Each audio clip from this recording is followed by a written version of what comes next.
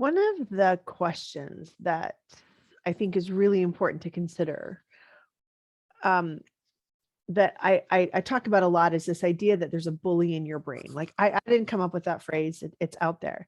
But I think it's important to recognize that there is a patterned way of thinking that is mean, that is destructive, and that is not useful in any scenario. And I think it's helpful to understand where that came from. The brain bully is a collection of beliefs that comes from two places. You either catch these beliefs when you're young or you're taught them explicitly. And let me give you some examples. When I was in fourth grade, the whole class was taking a timed math test. Everybody finished. I was not done. And so the teacher said, I guess we will just have to wait until Sarah is done before we can move on with our day. I, of course, froze.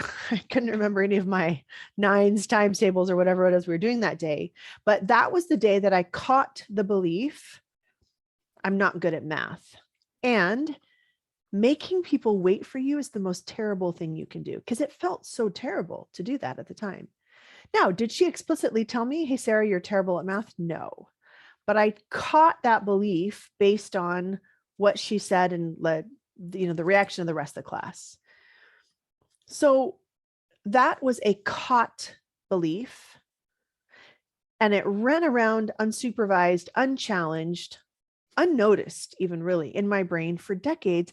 I never got better than a C in any math class that I took because I had this belief that I'm not good at math. To this day, if I know people are waiting for me, I get extra nervous and just extra unsettled and worried about it because I feel like making people wait for you is one of the worst things you can do.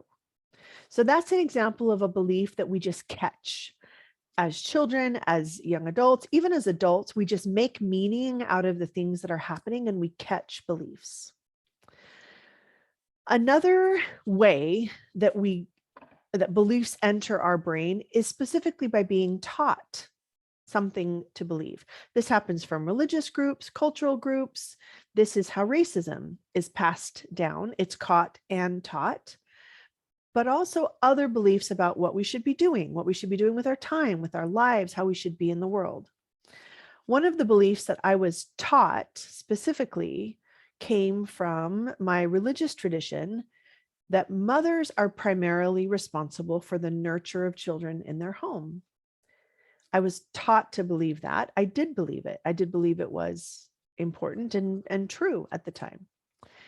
Subsequently, that belief made me also believe that anytime I wanted to do something for myself, or anytime I had desires that might, lead me outside the home, that was selfish, or that was not right, because of this belief that I was taught that mothers should be home nurturing kids, that was their primary responsibility.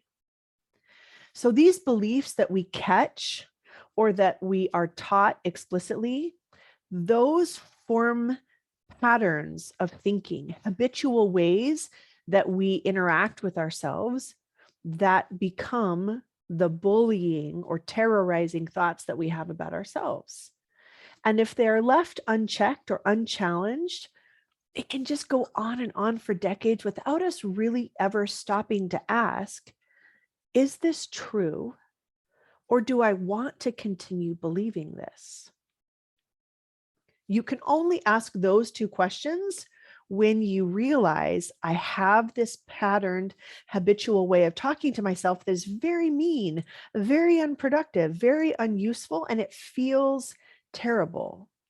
So the first thing to understand about the brain bully is that it's a collection of our beliefs that are caught or that we are taught, that run around in our brain kind of unsupervised, creating havoc.